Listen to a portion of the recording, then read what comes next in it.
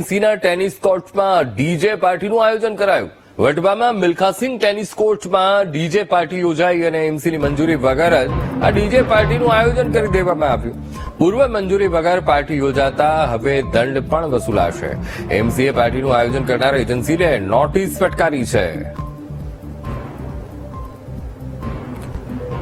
તો એએમસી દ્વારા tennis court ચલાવવામાં આવે છે અને એ ટેનિસ કોર્ટમાં મંજૂરી વગર જ ડીજે પાર્ટીનું આયોજન કરી દેવામાં આવ્યું. જ્યારે આ વિડીયો સામે આવ્યો ત્યારે હવે એએમસીના ધ્યાને આવ્યું છે અને એએમસી આ કાર્યવાહી કરશે. એએમસી દંડ વસૂલશે. જે પણ એજન્સીએ આ આયોજન કર્યું છે ડીજે પાર્ટીનું અને એ પણ એએમસી સંચાલિત ટેનિસ કોર્ટમાં, તો ત્યાં હવે એ એજન્સી વિરુદ્ધ એક કાર્યવાહી કરશે. આજ મુદ્દે સંવાદદાતા દીપક ફોનલાઈન પર. દીપક, અમદાવાદમાં એએમસીના ટેનિસ કોર્ટમાં ડીજે પાર્ટીનું આયોજન અને વટવામાં મિલ્ખાસિંગ ટેનિસ કોર્ટમાં ડીજે પાર્ટીનું આયોજન કરવામાં આવ્યું છે. વિડીયો પણ સામે આવ્યો છે. એએમસી શું કાર્યવાહી કરશે દીપક? જે પ્રકારે અત્યારે નવા વર્ષના વધામણા માટે પાર્ટીઓ થઈ રહી છે, ત્યારે ગત મોડી રાત્રે એક મનપા સંચાલિત જે ગ્રાઉન્ડ હતું ટેનિસ કોર્ટ, ત્યાં આઈટીઆઈ સંચાલક જે હતો કે જેને પીપીપી ધોરણે એજન્સી નીમવામાં આવી હતી અને વટવા ખાતે જે મિલ્ખાસિંગ ટેનિસ કોર્ટ, જિમ્નેશિયમ અને લાઇબ્રેરી આવેલી છે તે તમામનું સંચાલન કરવામાં આવ્યું હતું. પરંતુ આજે પીપીપી ધોરણે આપવામાં આવેલી એજન્સી છે તેના દ્વારા કોઈ પણ પ્રકારે પૂર્વ મંજૂરી વગર આ ટેનિસ કોર્ટની અંદર ડીજે પાર્ટી યોજી દેવામાં આવી. સોશિયલ મીડિયામાં જયારે વિડીયો વાયરલ થયા ત્યારે હવે ઊંઘતું તંત્ર જે છે તે જાગ્યું છે અને તેના દ્વારા હવે કાર્યવાહી કરવામાં આવશે. જે એજન્સી છે તેને નોટિસ પાઠવી અને દંડ પણ વસૂલવામાં આવશે. જી બિલકુલ દીપક, સમગ્ર માહિતી સાથે જોડાવા બદલ આપનો આભાર.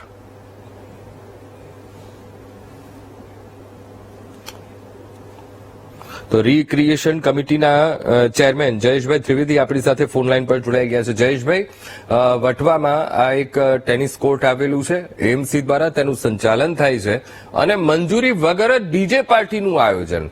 શું એવી કોઈ વ્યવસ્થા ગોઠવવામાં નથી આવી કે જે એએમસી સંચાલિત આ જે ટેનિસ કોર્ટ છે ત્યાં આવી કોઈ કામગીરી થાય છે તો સીધું જ તંત્રને ખબર પડે? જયેશભાઈ.